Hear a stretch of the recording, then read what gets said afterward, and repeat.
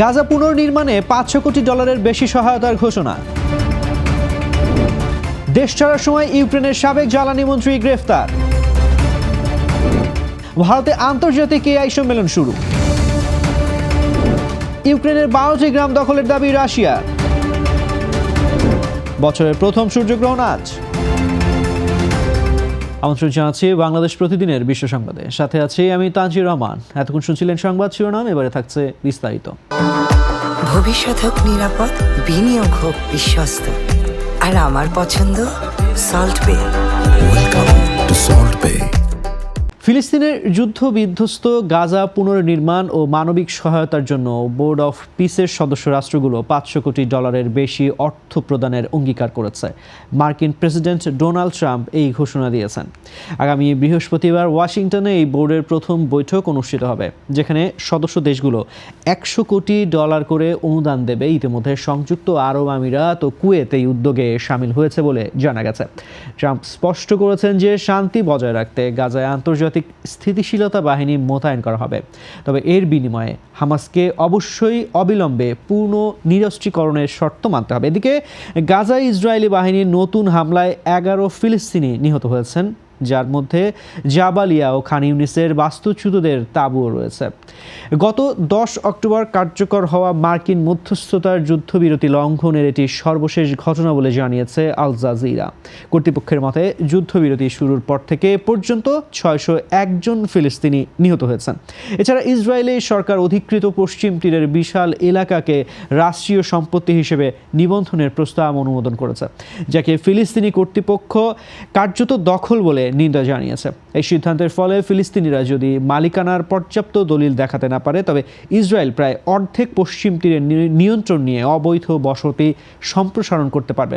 আন্তর্জাতিক মহল ও বিভিন্ন দেশ একে আন্তর্জাতিক আইনের চরম লঙ্ঘন হিসেবে আখ্যা দিয়েছে। ইউক্রেনের সাবেক জ্বালানি মন্ত্রী হারমান হালুশচেঙ্কোকে দেশ ছাড়ার সময় সীমান্ত থেকে গ্রেফতার করেছে দেশটির জাতীয় দুর্নীতি দমন ব্যুরো। গতকাল রোববার একটি ট্রেনে করে পালানোর সময় তাকে আটক করা হয়। তার বিরুদ্ধে জ্বালানি খাতে প্রায় $100 মিলিয়ন আত্মসাৎ ও ঘুষ গ্রহণের গুরুতর অভিযোগ রয়েছে। তদন্তকারীদের দাবি, হালুশচেঙ্কো রাষ্ট্রায়ত্ত বিদ্যুৎ কোম্পানি এনার্গো অ্যাটম এর ঠিকাদারদের কাছ থেকে 10 থেকে 15% পর্যন্ত কমিশন নিতেন। অপারেশন মাইডাস নামক এই দীর্ঘ 15 মাসের তদন্তে বিপুল পরিমাণ নগদ অর্থ পাচারের প্রমাণ পাওয়া গেছে। গত নভেম্বরে এই দুর্নীতি কেলেঙ্কারি প্রকাশ্যে আসার পর তিনি পদত্যাগ করতে বাধ্য হয়েছিলেন। রাশিয়ার সঙ্গে যুদ্ধকালীন সময়ে জ্বালানি খাতের এই দুর্নীতি ইউক্রেনে ব্যাপক জনরোষের সৃষ্টি করেছে। যদিও হালুশচেঙ্কো শুরু থেকেই তার বিরুদ্ধে আনা সব অভিযোগ অস্বীকার করে আসছেন। ইইউতে যোগদানের শর্ত হিসেবে দুর্নীতির বিরুদ্ধে জেলেনস্কি সরকারের কঠোর অবস্থানের অংশ হিসেবে এই গ্রেফতারকে দেখা হচ্ছে। বর্তমানে তার জিজ্ঞাসাবাদের জন্য কিয়েভে নিয়ে আসা হয়েছে। ভারতের নয়াদিল্লিতে আজ সোমবার থেকে শুরু হয়েছে 5 দিনব্যাপী বৈশ্বিক কৃত্রিম বুদ্ধিমত্তা সম্মেলন ইন্ডিয়া এআই ইম্প্যাক্ট সামিট 2026। প্রধানমন্ত্রী নরেন্দ্র মোদী আজ বিকেলে এই সম্মেলনের উদ্বোধন করবেন, যেখানে 20টি দেশের রাষ্ট্রপ্রধান সহ 2.5 লাখ দর্শনার্থীর সমাগম আশা করা হচ্ছে। সম্মেলনে ওপেন এআই এর স্যাম অল্টম্যান ও গুগলের সুন্দর পিচাইয়ের মতো প্রযুক্তিবিদরা অংশ নিচ্ছেন। এবারের মূল লক্ষ্য হলো এআই প্রযুক্তির অপব্যবহার রোধ, কর্মসংস্থান রক্ষা এবং শিশুদের অনলাইন নিরাপত্তা নিশ্চিত করা। বিশেষ করে ডিপফেক এবং এআই দিয়ে তৈরি আপত্তিকর ছবির ঝুঁকি নিয়ে বিশ্ব নেতারা উদ্বেগ প্রকাশ করেছেন। ভারত সরকার এই আয়োজনের মাধ্যমে এআই শাসনে উন্নয়নশীল দেশগুলোর নেতৃত্ব দিতে চায়।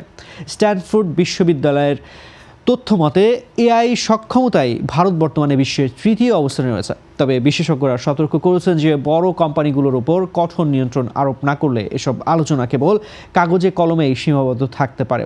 যুক্তরাষ্ট্র ইতিমধ্যে অতিরিক্ত নিয়ন্ত্রণের বিষয়ে দ্বিমত পোষণ করায় এটি সর্বজনীন বৈশ্বিক নীতিমালা তৈরি করা চ্যালেঞ্জিং হয়ে দাঁড়িয়েছে। ইউক্রেন ও রাশিয়ার মধ্যে জেনেভায় শান্তি আলোচনা শুরুর মাত্র কয়েকদিন আগে নতুন এলাকা দখলের দাবি করেছে মস্কো। রাশিয়ার সেনাপ্রধান ভ্যালেরি গেরাসিমভ রোববার জানান, ফেব্রুয়ারি মাসের দ্বিতীয় সপ্তাহে রুশ বাহিনী ইউক্রেনের পূর্বাঞ্চলের 12টি বসতি বা গ্রাম মুক্ত করেছে। রোববার রুশ প্রতিরক্ষা মন্ত্রণালয় এই পরিদর্শনের তথ্য নিশ্চিত করে জানায়, হাড় কাঁপানো শীতের মধ্যেও রুশ বাহিনীর অগ্রযাত্রা অব্যাহত রয়েছে। গেরাসিমভ বলেন, তাদের লক্ষ্য এখন শিল্পনগরী স্লোভিয়ানস্কের দিকে, যার মাত্র 15 কিলোমিটার দূরত্বে অবস্থান করছে রুশ সেনারা। এছাড়া সুমি ও খার্কিভ সীমান্ত এলাকায় নিরাপত্তা বলয় সম্প্রসারণের পাশাপাশি দিনিপ্রোপেত্রোভস্ক অভিমুখে পরবর্তী পদক্ষেপ নিয়েও আলোচনা হচ্ছে।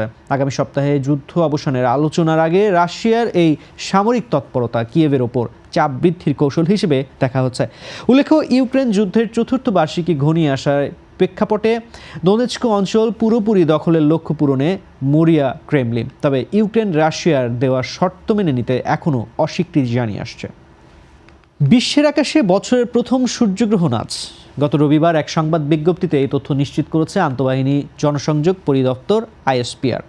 রোববার বিজ্ঞপ্তিতে জানানো হয় 2026 সালের প্রথম এই সূর্যগ্রহণটি বাংলাদেশ সময় বিকেল 5:56:36 শুরু হবে এবং রাত 8:27:36 গ্রহণটি শেষ হবে। ISPR আরও জানিয়েছে, গ্রহণটি চলাকালীন বাংলাদেশে সন্ধ্যা ও রাত থাকবে বলে এদেশ থেকে এটি দেখা যাবে না। তবে আর্জেন্টিনা, চিলি, দক্ষিণ আফ্রিকা এবং অ্যান্টার্কটিকা মহাদেশের বিভিন্ন অঞ্চল থেকে এই সূর্যগ্রহণটি সরাসরি প্রত্যক্ষ করা যাবে। দর্শক, এই ছিল আজকের বাংলাদেশ প্রতিদিনের বিশ্ব সংবাদ। সবশেষ খবর জানতে চোখ রাখুন বাংলাদেশ প্রতিদিন ফেসবুক পেজ ও ইউটিউব চ্যানেলে। এতক্ষণ সঙ্গে থাকার জন্য ধন্যবাদ সবাইকে।